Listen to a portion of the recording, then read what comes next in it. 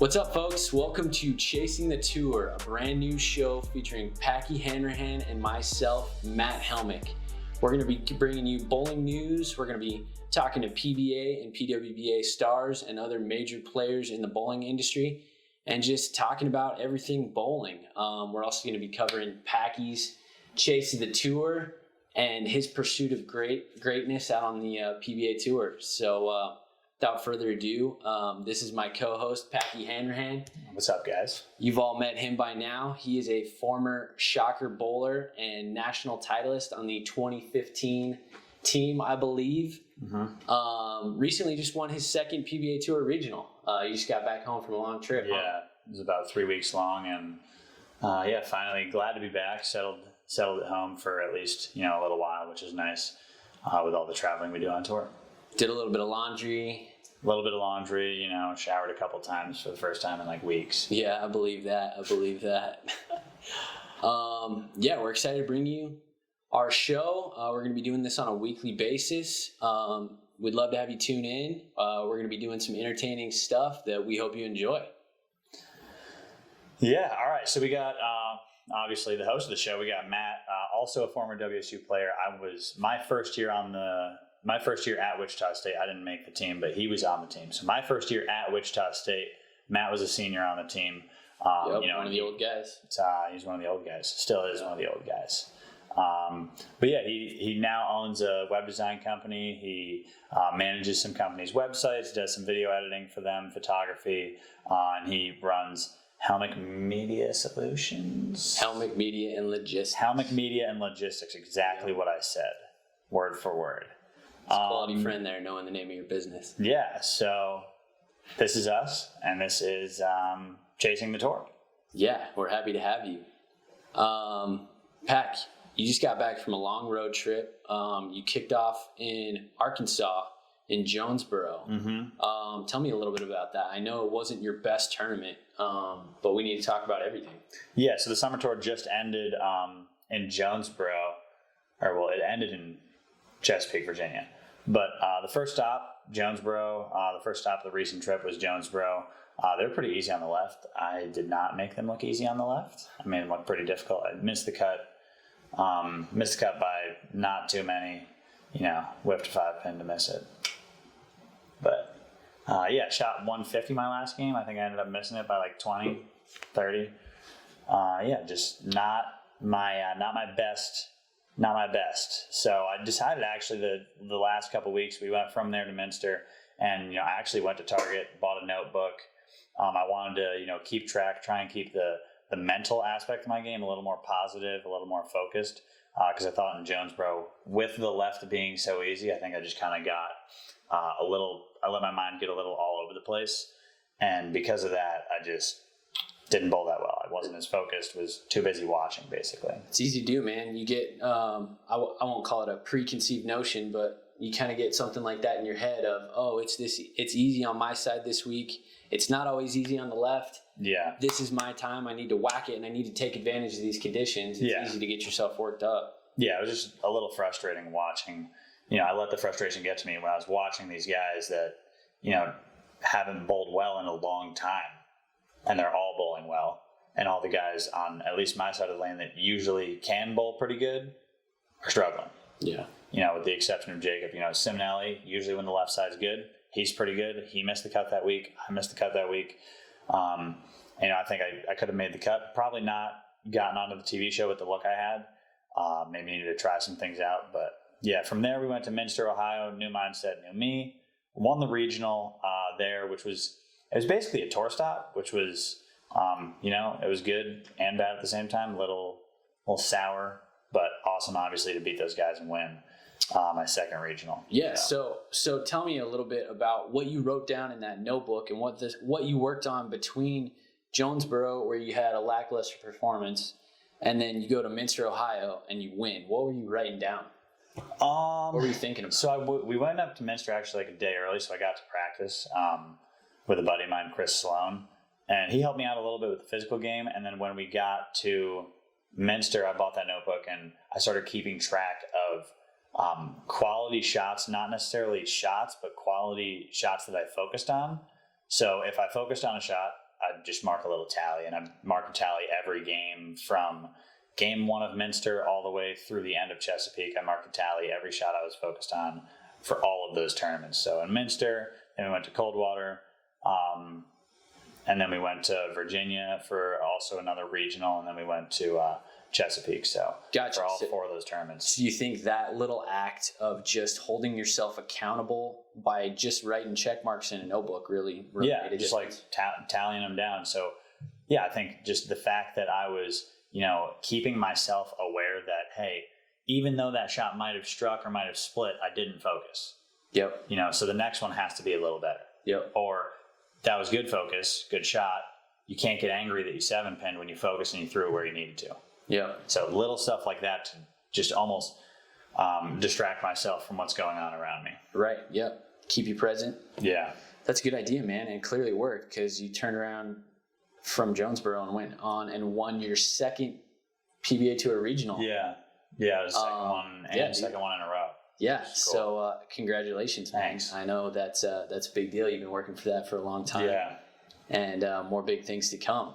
So then you went another tournament in Ohio, Coldwater. You bowled okay. Shout out to Darren Tang getting the win out there in Coldwater. You had a 13th place performance. So you kind of carried that over. Yeah. So that from Minster. Yeah, and in Coldwater, I think the Coldwater from Minster, I think that was maybe a 20-minute drive, maybe less. And it was actually pretty similar to the regional where it was really hard. Coldwater is known for being hard, and honestly, just good job for Darren. Like he deserved to win. He led the tournament he led his squad. He led every single round the whole way. Wire to wire. Yeah, and then he ends up taking home the win. I think he beat Troop like 250 to 180 or 170, something like that. That's awesome. That is good for him. Yeah. Because that doesn't happen. That doesn't happen every week, as you guys know. Exactly. Like, it's one thing to lead a squad, but to lead a tournament against the best in the world, wire to wire, is pretty special. So. Yeah, so you fast forward that to Chesapeake. Tom Doherty did the same thing, led it from wire to wire, and ended up finishing second to Rash, who ended up running. Rash either ran the ladder or won 2 matches to get there. But yeah, so it doesn't happen very often. There's a lot of times where you lead your squad, you lead the next round, and then you end up that guy ends up losing on TV. Like Jacob's done it at the U.S. Open a couple times. Yeah, a couple times. Led qualifying by 400. Yeah, a couple times. Yeah, dude, it's just hard. That's something for people to keep in mind. It's really easy, no matter what level you're bowling at, to get into a step ladder final and feel like you missed out when you didn't take home the win. But, dude, it's just hard. It's just hard to win. It's a crapshoot when you get into that format. It's a 1-game match most of the time. It's just tough. Yeah, obviously it's hard to win because I haven't won yet. But, you really notice how hard it is to win when you see some of these guys go from tour stops to literally any other tournament that they bowl, and they always crush it. Right. Like that's one of the things you realize, like how good these guys really are, is they're bowling not great on tour, and then they come home and all of a sudden they're like the best bowler in the world. Yeah. They're going hundreds over every time they bowl. Yep.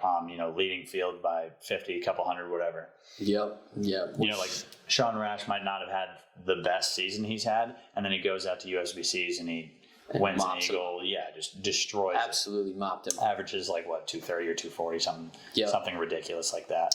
Yeah, man. I feel like you guys out on tour don't get enough credit. People don't really know how good you are and how hard it is to compete on a week-to-week basis, right? Yeah. To be competitive week in and week out when you're bowling against the best in the world across different lane surfaces, different geographic parts of the country, traveling, it's hard on your body. It's tough, man. It's just hard. It is. So, but it's cool, and it's what you guys live for at the same time. Oh yeah, you live for the step ladder final where you have a chance. Yep. It's awesome, man. Well, yours is coming. Shout out to Sean Rash there for career title number 17 at the PBA Chesapeake Open. Former shocker. I remember when he first came out on tour. I was, elementary school, middle school age, and this guy comes out and he's making every single split on TV. He's sending pins across the deck like just about nobody we'd seen at that point. And now he's been around for quite a while, man. But now he's old and his rev rate's cut in half. Shout out to the former shocker for getting it done in Virginia. Yeah. Wrapping up the summer swing, your buddy Darren was the 2021 summer swing winner for a cool 20 Gs. Did you see how that happened? I did not see how it happened. So it was crazy. So in Chesapeake, both Simo and Darren are like 60 points apart. Okay. So neck and neck. Basically, they think whoever beats the other guy is going to get it. Unless they both finish out of the cut, the points difference there is like 5 points per spot, so it's not that much. Okay. Simo's going into the last 2 games. Darren's in like 8th. Simo's in 4th. Simo bowls an okay game, and the prize difference is like 20,000 and 7,000. So it's significant. They're bowling for the prize difference is more than winning the actual tournament. Gotcha. It's the tournament. Not saying they don't want to win the tournament, right? But it's more money for them to beat the other guy. It's the tournament within the tournament. 2-game match for 13,000. Darren ends up finishing 1 spot behind Simo. I think he climbs up to like 7th. Simo falls to like 6th. And Simo ends up losing to him in the points total by 25, and they're both at like 4,000 something. And he loses by a total of 25 points. And Simo had, I think it was like 2 or 3 third place finishes and this 6th place finish. And Darren just had the 1 win, which is a huge point advantage. Huge, yeah. Yeah, it's like 2,500 for first and like 1,500 for second, like 1,000 for third, points wise. So Darren had the 1 win where Simo didn't have a win, but he had all these great finishes. That's cool, man. It was cool to watch from the outside that there were. I bet. As a sports fan, like I don't even know how many people in the building knew. Yeah. Like all of the bowlers knew, and the tour reps knew and stuff like that. Yeah. So they knew what was going on, but I don't think the fans in the back really knew. Like, hey, these guys are bowling basically against each other, right? For 13,000 in this 2 games. Dude, as a sports fan, like that's what you want, man. We want more of that in bowling, but that's like MLB extra inning games in the postseason, or that final week in the NFL when two teams are tied and the winner makes the playoffs. That's as a sports fan, that's what we're looking for. Yeah, it's like that, or if you want to break it down to almost the exact scenario, it's like watching the last PGA Tour event of the season. These guys are battling it out for the FedEx playoffs, right, like trying to get in or trying to move up a spot or whatever, so they gain those strokes. But yeah, it was crazy to watch. I love it, man. Shout out to both those guys. Congrats, Darren Tang, for taking home the 2021 Summer Swing Points Championship. Yeah. I hope he gets a cool trophy. I saw a picture with the check. I hope he gets a cool trophy. 20,000 will buy you a nice trophy. Yeah, he could buy probably the nicest trophy. Just saying. So, congrats again, Vitamin D Tang. Great bowling. Moving on to the PWBA. We got some cool stuff going on in women's bowling right now. Danielle McEwen just took down the GOAT, Liz Johnson, in Spokane, Washington for her 2nd title of the year. Kelly Kulick and Dasha Kovalova joined those 2 on the stepladder. Our girl Dasha, former Shocker bowler, shout out Dasha. She struggled in the stepladder final. It's been better for her on TV. I don't know if you saw that. The fresh looked exceptionally hard. Yeah, her and Kelly Kulick, their game combined didn't add up to 300. Yeah. So Dasha shot 115. They looked tough. Kelly still only had 170. Yeah, they looked really hard. Yeah. Did you see that trophy? I didn't see it. Was the it trophy? Yeah, the trophy's actually sick. It's like the skyline of Spokane, Washington. That's pretty cool. Yeah, it's super cool. That's cool. I love that's very unique in the fact that they're throwing the geographic location in the trophy. Yeah, I think that makes it pretty cool. It's not just like a stand or a cup or something. Yep. So Danielle takes home the win there, and she's got some serious momentum heading into the U.S. Open, which is this week. The U.S. Women's Open at Double Decker Lanes in California is this week. Danielle McEwen is the defending champion, which some people might not remember because we didn't have an event last year. Yeah. Thanks, COVID. She was the defending champion in 2019. She took down Tanya Ramanpour to claim that title. This week, there's a lot more on the line because the women are bowling for a top prize of $100K. Yeah, they added a $100,000 top prize to what was previously like I don't even know if they changed the payout much or if they just added 100 to the top. I'm honestly not should probably look that up too. Yeah, we're not prepared for that one, folks. We don't really know how that happened. I don't really care. That's awesome that the women are bowling for $100K on top. So did you know that they also changed the U.S. So it's the U.S. Women's Open, the U.S. Queens is also $100K to win. Yep. Same with the Masters and the U.S. Open. All the majors. Yep. All the majors. That's so exciting. That's so good for our sport. I feel like that's going to get more kids interested. It's going to get more fans interested too. Anytime that money value goes up, people start paying attention more. And especially, $100,000 could be a life-changing sum of money for the right player. You know what I mean? It's $100,000 for first, $50 for second. Okay, I just kicked my stand again. But yeah, it's $100,000 for first and $50 for second. Which $50,000 is still almost double what the U.S. Open and the Queens, the U.S. Open, the Masters, all those USBC tournaments. It's almost double what they were paying in the past. Right. As all of them were like a preset $30K. Right. Yeah. So yeah, I mean, they juiced up the prize fund, which is awesome. Obviously, they did. They got a decent amount from like sponsors and stuff like that.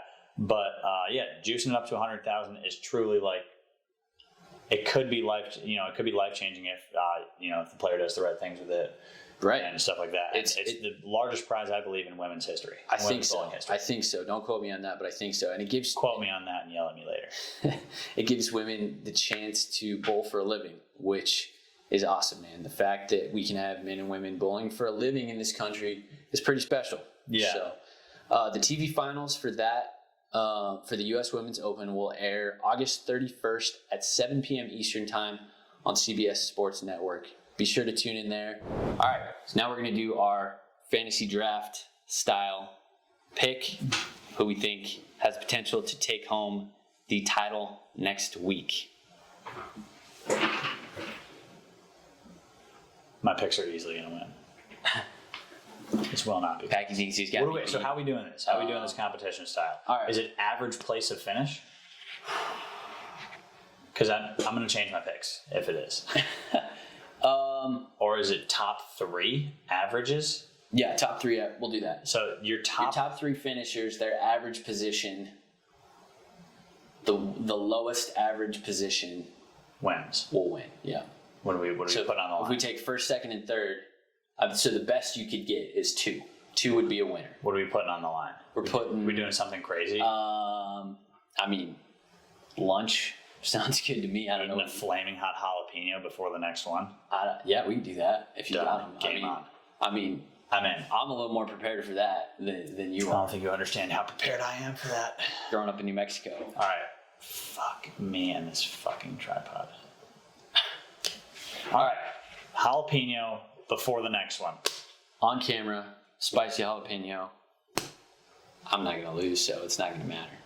I've never lost anything in my life. The first pick of Chasing the Tour history goes Liz Johnson. Liz Johnson. 6-time U.S. Open champion.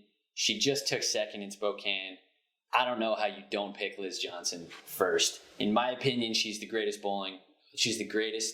bowler in women's bowling history. That's fair. And I don't know how you don't pick her. I don't know how you don't pick. Oh, terrible lighting. I picked Danielle McEwen because she's the greatest bowling in women's history right now. History being the last 2 weeks. 2 wins this season? Yeah, she's got 2 wins this season. She's the defending U.S. Open champion. She bowls all the time, obviously, and I just think she's a stud. Yep. So I don't know how you don't pick the hottest hand on tour. If you wouldn't have picked fresh off a win. If you wouldn't have picked her there, that was going to be my next pick. All right. Shannon O'Keefe. What do you say about Shannon? She's probably been the best bowler on tour over the course of the last 3 years. She's consistently making TV shows. She's winning every year. I think a couple of years ago she won 5 titles in the same year. Yeah, man, it's stupid. And every time there's a big this is one of those events. I feel like every time there's a big trophy on the line or a big prize fund or anything special, I feel like she's at the top. She shows up. Yep, as does Liz Johnson. Yeah. Yep. That brings my next pick. This is a little, obviously she's amazing.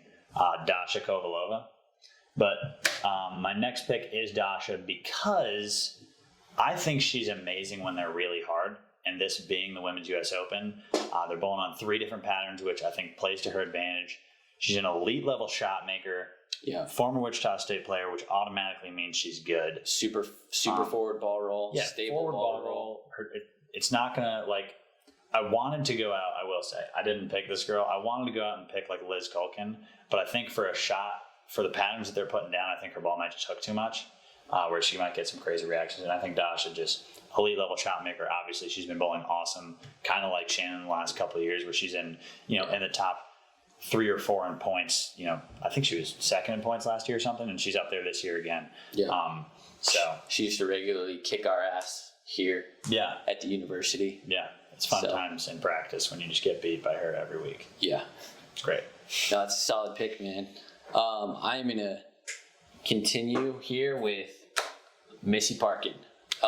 You're just picking...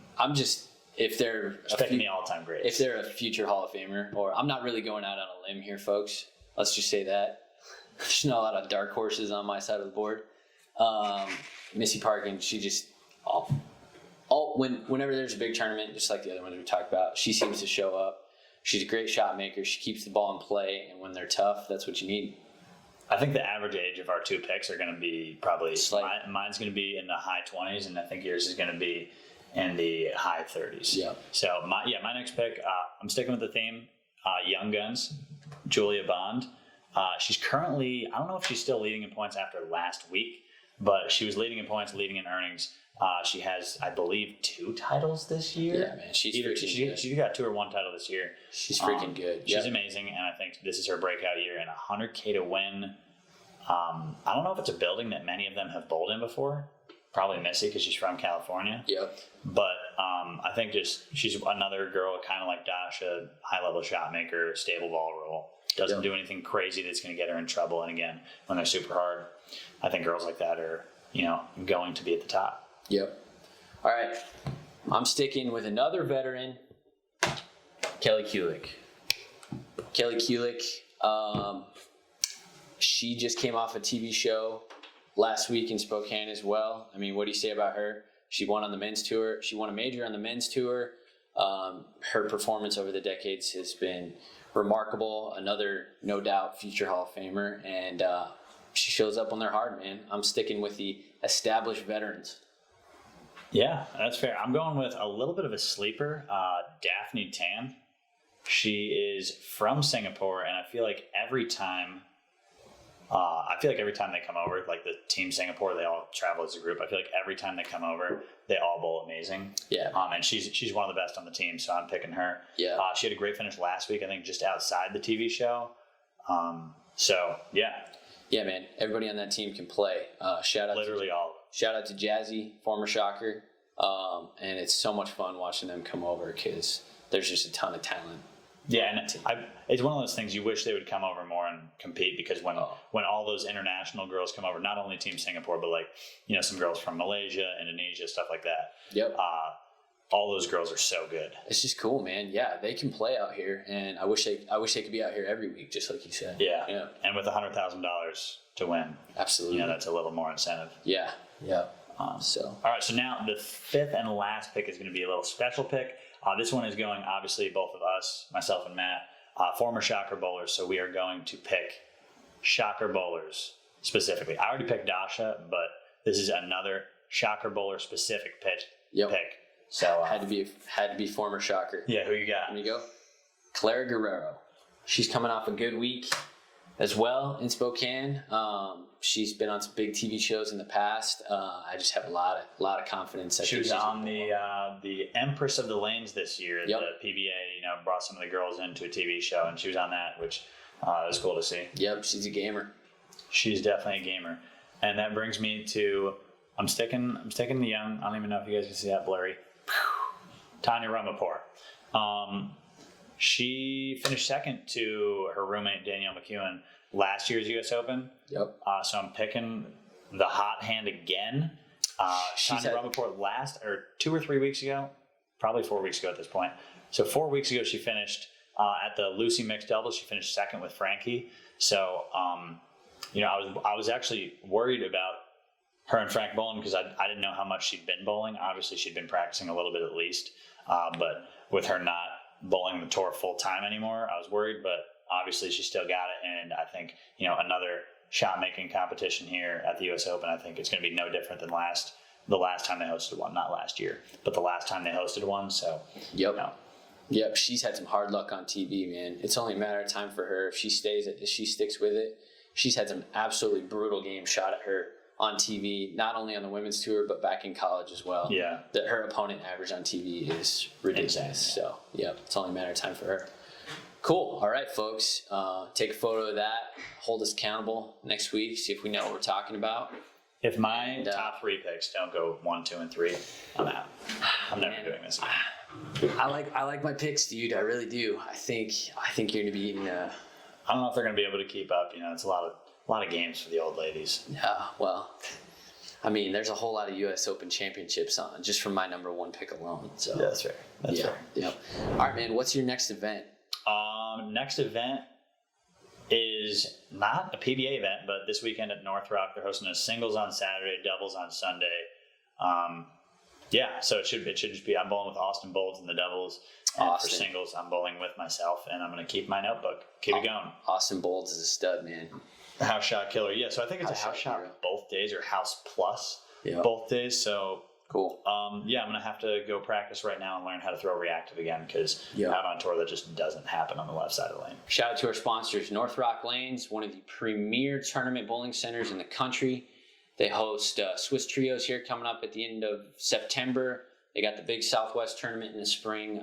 It's North Rock's managed by Brent Bowers, former Shocker bowler, one of our good buddies. And I don't know a person alive that has as much passion for the sport of bowling that man does. So they're big supporters of us. Shout out to North Rock Lanes and come bowl a tournament in Wichita if you get a chance.